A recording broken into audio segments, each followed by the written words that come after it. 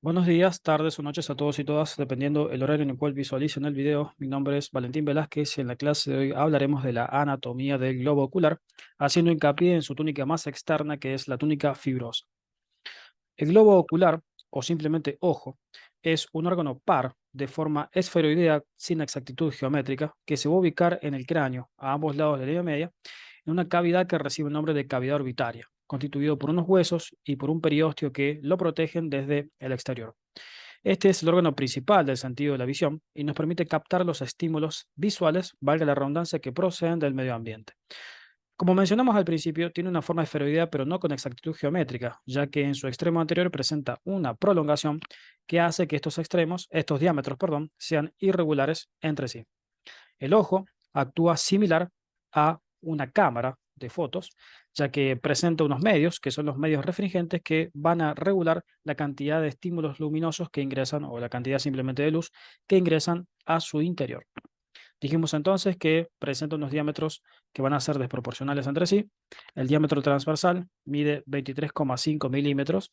El diámetro vertical mide un poquito menos, 23 milímetros. Y por último, el diámetro anteroposterior mide en condiciones normales 25 milímetros. Pero este diámetro puede verse aumentado a 26 milímetros en patologías como por ejemplo la miopía o la hipermetropía o la miopía axil. En lo que concierne a su consistencia, este tiene una consistencia sólida y dura en el ser humano vivo, lo que permite su exploración a través de los dedos, exploración digital, y va a presentar una presión que es de 15 milímetros de mercurio, la cual también se puede ver alterada en patologías como por ejemplo el glaucoma. Un conjunto de músculos estriados, como por ejemplo los músculos oblicuos y los músculos rectos, van a permitir la motilidad ocular extrínseca que está a cargo de nuestra voluntariedad. Ahora bien, este globo ocular se va a encontrar envuelto a través de unas túnicas que son concéntricas y son tres, desde superficial hacia profundo. Estas túnicas, como habíamos mencionado, que eran tres, van a ser concéntricas, de manera tal que se puede decir que una envuelve a la otra justamente de manera concéntrica. Encontramos hacia externo la túnica fibrosa, que a su vez se va a dividir en dos componentes o dos partes, una porción anterior que recibe el nombre de córnea o córnea transparente, y una porción posterior que recibe el nombre de esclerótica o córnea opaca, que es la más extensa de la túnica fibrosa. Luego por dentro encontraríamos a una túnica vascular, también llamada túnica coroidea, la cual es rica en vasos sanguíneos y a su vez es muscular. Y por último, hacia interior, la más interna de todas, va a ser la túnica nerviosa o simplemente denominada retina. Es esta que encontramos aquí, a la altura de la retina. Nosotros sabemos que encontramos a los receptores ganglionares, a los receptores visuales conocidos con el nombre de conos y bastones. Vamos a iniciar hablando entonces de la túnica fibrosa del ojo, del globo ocular, que es la más externa de las tres. La túnica fibrosa del ojo, como dijimos recién en el introito del video, se va a dividir en dos partes bien definidas una sobre la otra. Una porción posterior que recibe el nombre de esclerótica, que representa los 5/6 posteriores de esta túnica fibrosa o externa, y una porción anterior que representa el tercio anterior de la túnica fibrosa o externa, que se denomina córnea o simplemente córnea transparente. Se difieren o se diferencian una de la otra, ya que la córnea permite el ingreso de los rayos luminosos, mientras que la esclerótica no. Es por eso que a una se le designa como córnea transparente y a otra se le designa como córnea opaca. Vamos a iniciar hablando entonces de la túnica esclerótica. Ya habíamos mencionado que representa los 5/6 posteriores de la túnica fibrosa o externa.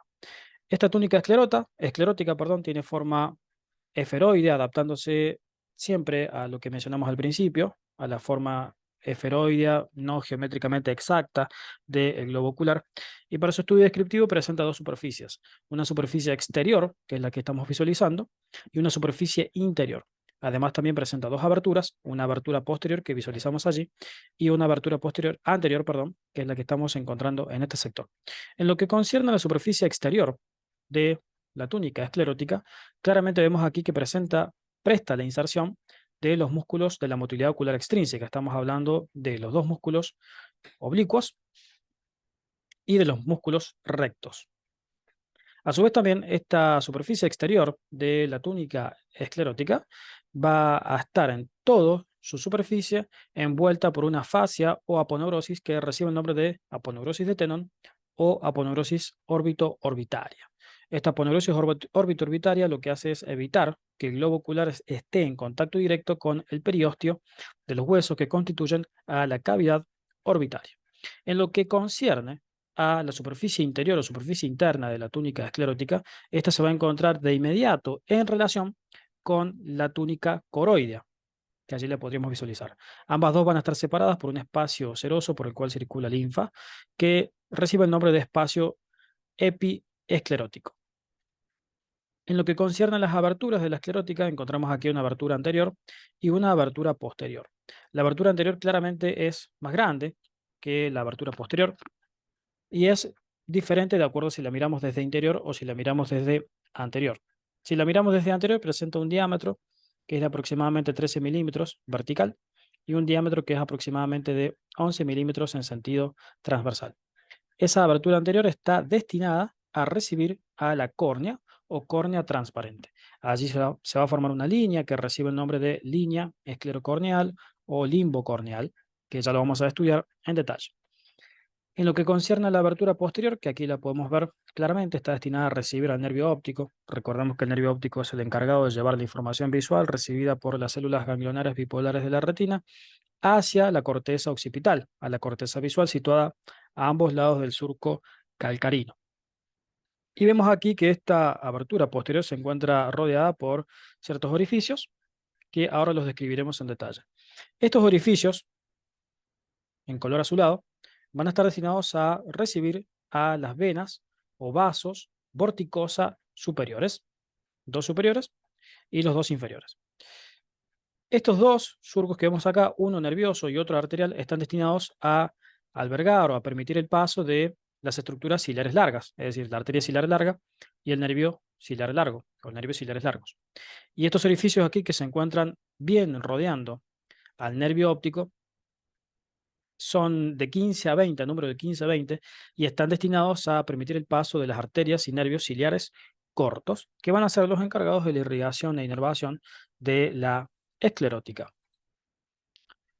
Bien, en lo que concierne al análisis ya de la esclerótica, vemos que en este sector se va a formar una línea que va a estar separando a la esclerótica de la córnea y recibe el nombre de surco esclerocorneal o línea esclerocorneal.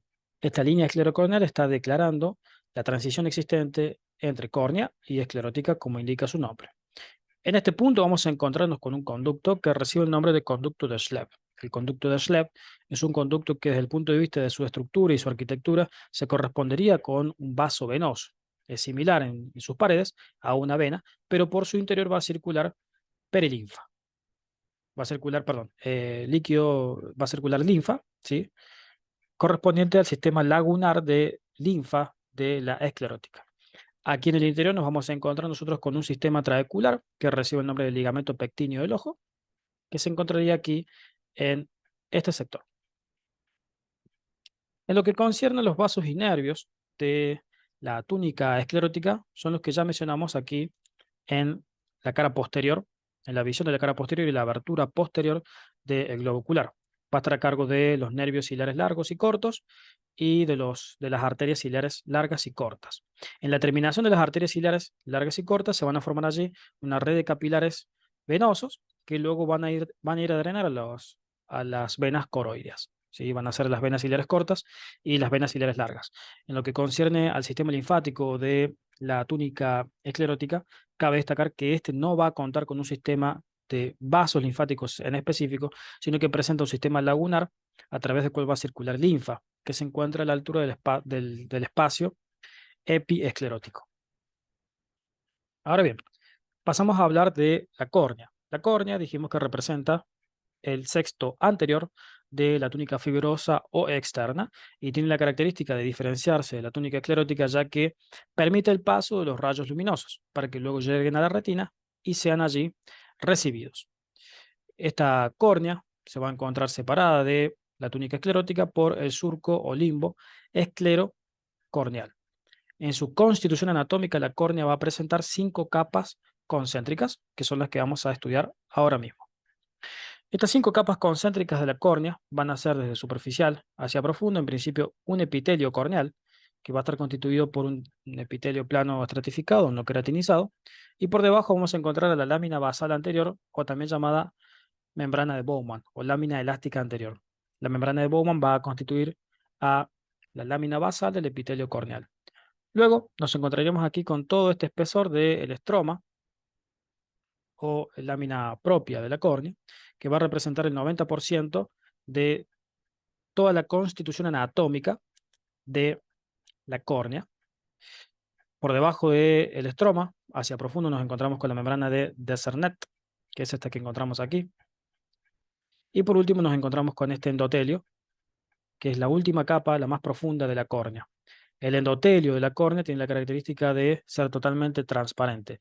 De allí que este recibe el nombre de córnea transparente, y de ese modo permite el ingreso de los rayos luminosos o los estímulos luminosos.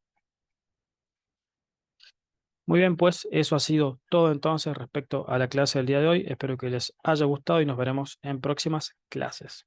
Saludos.